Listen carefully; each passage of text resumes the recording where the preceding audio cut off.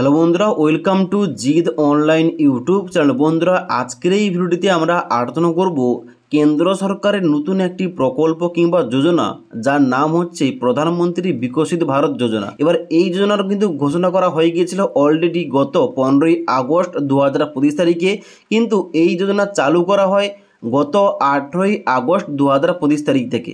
এই যে যোজনা, এর মূল লক্ষ্যটা হচ্ছে দেশের যুব সমাজকে আরও বেশি কর্মসংস্থানের সুযোগ দেওয়া এবং শিল্প এবং পরিষেবার খাতে নতুন চাকরি তৈরি করা, এবং যার জন্য কিন্তু আমাদের দেশের প্রধানমন্ত্রী তরফ থেকে এই যোজনা কিংবা এই স্কিমটা চালু করা হয়। তাই এই যে যোজনা চালু করা হয়েছে, অর্থাৎ প্রধানমন্ত্রী বিকশিত ভারত যোজনা, এই যোজনার উদ্দেশ্য কি, যোগ্যতা কি লাগছে, কীভাবে আবেদন করতে হবে এবং কী কী সুযোগ সুবিধা পাওয়া যাবে, A to Z এই ভিডিওটিতে আলোচনা করব। তার জন্য অবশ্যই তোমরা ভিডিওটি না টেনে শেষ পর্যন্ত দেখে নাও।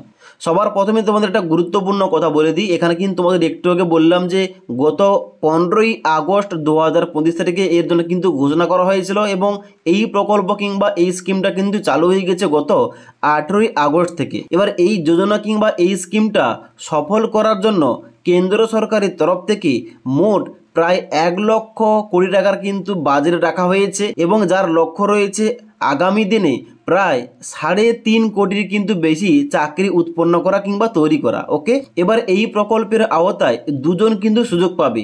একজন হচ্ছে পার্ট এ, যারা হচ্ছে কর্মচারী, অর্থাৎ যারা চাকরিজীবী, যারা চাকরি করছে কিংবা যারা ভবিষ্যতে চাকরি পাবে, তাদের জন্য কিন্তু এখানে তোমাদের দেওয়া রয়েছে পার্ট এ কর্মচারীদের জন্য, যেখানে বলা হচ্ছে প্রথমবার ইপিএফওতে যুক্ত হলে সর্বোচ্চ 15,000 টাকা পর্যন্ত দেওয়া হবে, এবং এই যে 15,000 টাকা, এইটা আবার তোমাদের দুটি কিস্তিদের মাধ্যমে দেওয়া হবে 6 মাস এবং 12 মাস পরে পরে।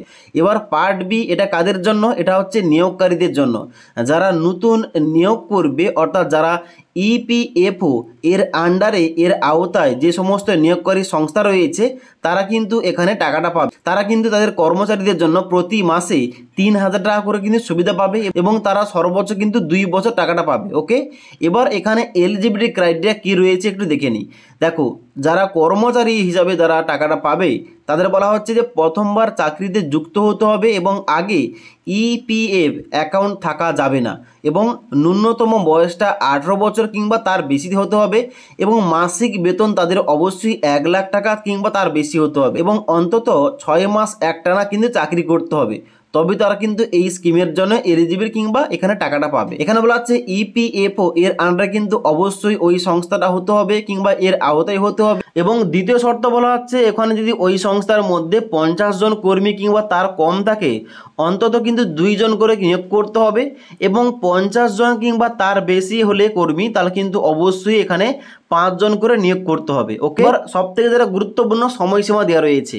এখানে বলা হচ্ছে এই যোজনার সুবিধা পেতে হলে চাকরি বা নিয়োগের তারিখ হতে হবে 1 আগস্ট 2025 তারিখ থেকে 31 জুলাই 2027 তারিখ পর্যন্ত। এবার তোমরা যারা চাকরির জন্য প্রিপারেশান নিচ্ছ, এখানে তুমি যদি এই 1 আগস্ট 2025 তারিখ থেকে 31 জুলাই 2027 তারিখের মধ্যে তুমি চাকরিটা পেয়ে যাও, কিন্তু তোমরা এই স্কিমের আওতায় পড়বে এবং তোমরা কিন্তু টাকাটা পাবে। তাহলে তোমাদের বুঝতে পারলাম, এখন যারা চাকরি করছে এবং যারা ভবিষ্যতে চাকরি করবে, এবং তারা যদি 2027 31 জুলাইয়ের আগে চাকরিটা পেয়ে যায়, তাহলে কিন্তু এই স্কিমের আওতায় তারা কিন্তু টাকাটা পাবে। তার জন্য অবশ্যই টার্গেট রাখো, এই 2027 সালের আগে তুমি চাকরিটা পেলে এখানে কিন্তু এই স্কিমের আওতায় তোমরা চলে আসবে। ওকে, এবার তোমাদের কিন্তু অনলাইন আবেদন করার জন্য এখানে ভিজিট করতে হবে। এখানে অফিসিয়াল ওয়েবসাইট তোমাদের দেওয়া রয়েছে। এর অফিসিয়াল ওয়েবসাইটটা হচ্ছে pmvbryepf.india.government.in। এখানে গিয়ে কিন্তু অনলাইনে আবেদন করতে হবে।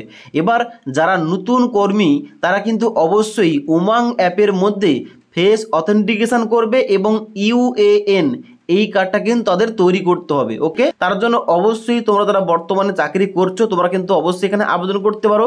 আর তোমরা যারা চাকরি করছো না, তোমরা যারা এখনো বর্তমানে চাকরির জন্য প্রিপারেশান নিচ্ছ, তোমরা যদি 2027 31শে জুলাইয়ের আগে চাকরি পেয়ে যাও তাহলে কিন্তু এই প্রকল্পের আওতায় তোমরা কিন্তু টাকাটা পাবে। ওকে, তো আশা করি তোমাদের সম্পূর্ণ বুঝতে পারলাম এই প্রধানমন্ত্রী বিকশিত ভারত যোজনাটা কি, এর মধ্যে কারা কারা আবেদন করতে পারে এবং এর ডেট কি রয়েছে এবং এখানে আবেদন কীভাবে করতে হয় তোমাদের সমস্ত কিছু বলে দিলাম। এবার যদি এই যোজনা সম্বন্ধে তোমাদের কোনো কিছু জানার থাকে কিংবা কোনো কিছু কোশ্চেন থাকে নিচে আমাকে অবশ্যই কমেন্ট করতে পারো।